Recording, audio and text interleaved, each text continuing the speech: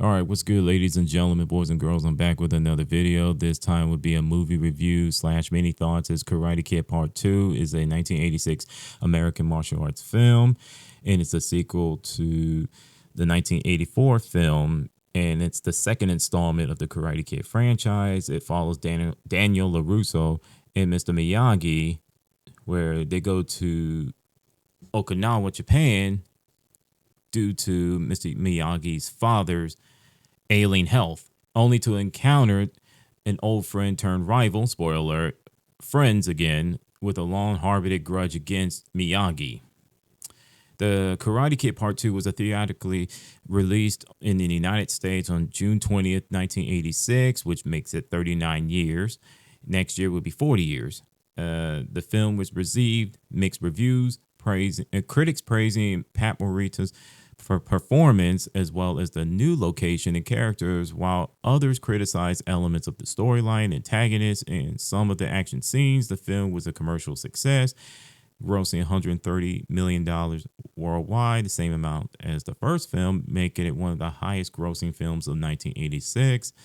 The sequel, titled Karate Kid Part 3, was released 3 years later in 1989. And it goes from it starts from the 1984 the All Valley Karate Tournament, which was the first film in 1984, to the little parking lot incident, to Daniel LaRusso get his heart broken when Allie dumped him for a football player out of UCLA, to Mr. Miyagi gets a letter that his father is dying. So he has to go back to his homeland, his city, Okinawa, Japan, to visit him. And let's just say that he runs into a woman that he fell in love with many, many, many years ago named Yuki. And she has a niece, and her name is Kumimoko. Was it Komiko, whatever her name is? If I pronounced her name wrong, I apologize.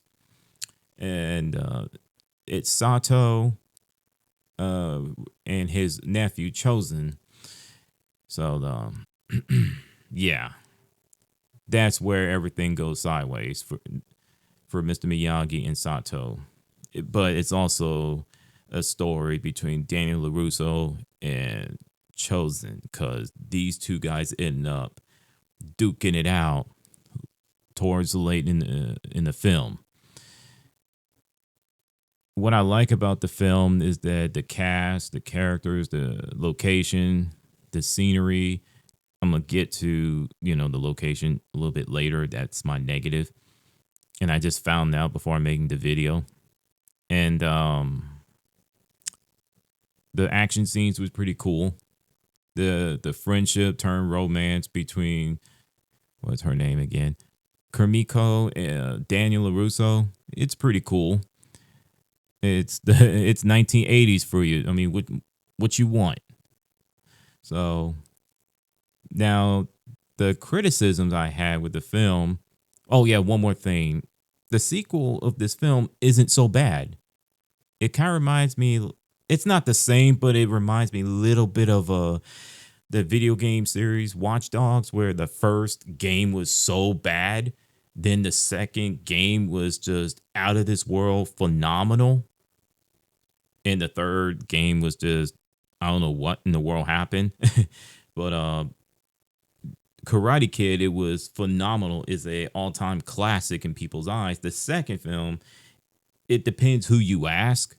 And the third film, if I ever do Karate Kid favorite to least favorite film video in the future, sometime later this month or next month, I have a feeling it'll be next month.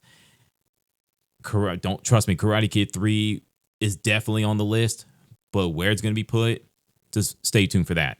Now, the thing I did not like about the film is that people complained that the sequel wasn't as good as the first film because of A, B, C, D, E, F, G reasons. Look, not every film is going to have action scenes, top notch acting. In fact, not every Karate Kid film should be the 1984 film, okay? You're going to have to go outside of the box. And that's one of my main positives that I have for this film. It took Mr. Miyagi and Daniel LaRusso. They took the two of them out of the All Valley Karate Tournament uh, box and put them in the real world. And I'm like, okay, let's see how they handle it. Let's see what they do. And they handle it very well. You know what I mean? So, and one of my favorite scenes, if my favorite scene is definitely the last fight between Sato's nephew Chosen and Daniel LaRusso, because they had that festival and I loved it. And went going from a death blow to, playfully honking in the horn, like, huh, and playing with his nose and everything, made him drop. And that's funny. I love that. I love that. And Daniel Lewis was trying to do a crane kick on it. Shows. I'm like, oh no. I'm like, this ain't gonna work. He can sense it a mile away. So, yeah. It was a fight to the death scene. So, like I said, I loved everything about the film. There is one criticism. There were about one or two criticisms that people complained that it's not the same. It's not the first film. It shouldn't be.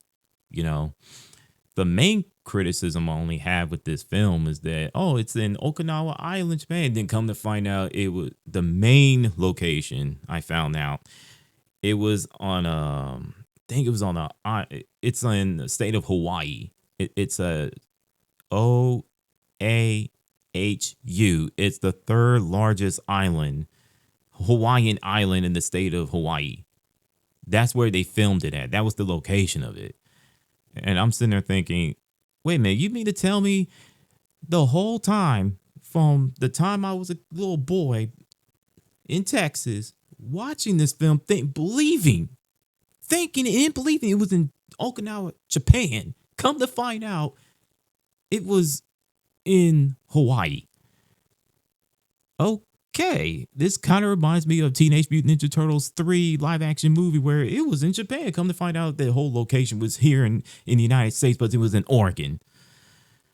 But you don't want me to get started with that movie. That's a whole different story altogether. But look, I enjoyed Karate Kid Part 2, and I hope you guys watch it and enjoy as much as I do.